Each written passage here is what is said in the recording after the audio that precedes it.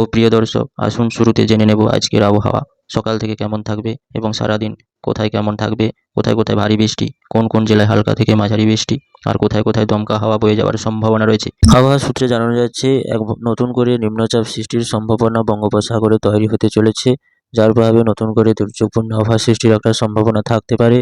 কিন্তু এই দুর্যোগপূর্ণ আবহাওয়া আরও কতটা জোরালো আকার ধারণ করবে এবং কবের দিকে তৈরি হতে পারে, তার প্রভাবে কতটা দুর্যোগপূর্ণ আবহাওয়া সৃষ্টি হতে পারে এই মুহূর্তে স্যাটেলাইটের মাধ্যমে আমরা দেখতে পাচ্ছি।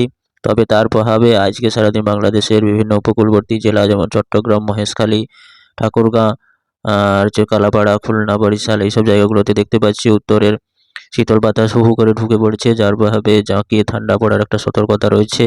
এছাড়া কুমিল্লা, ঢাকা, মেহেরপুর এবং রাজশাহীর ময়মনসিংহ, কালাই, রাংপুর, ঠাকুরগাঁ এইসব জায়গাগুলোতেও দেখতে পাচ্ছি উত্তরে শীতল বাতাস ক্রমশ হু হু করে ঢুকে যাচ্ছে, যার প্রভাবে আজকে সারাদিন শীতল আবহাওয়া বিরাজ করবে এবং রাতের দিকে জাঁকিয়ে ঠান্ডা কনকনে ঠান্ডা পড়ার একটা ভয়ঙ্কর সতর্কতা বার্তা জারি করলো আবহাওয়া দপ্তর। আবহাওয়া দপ্তর সূত্রে খবর, আজ থেকে আগামী কয়েকদিন আরও বেশ জাঁকিয়ে ঠান্ডা পড়ার একটা ভয়ানক সতর্কতা জারি করলো আবহাওয়া দপ্তর।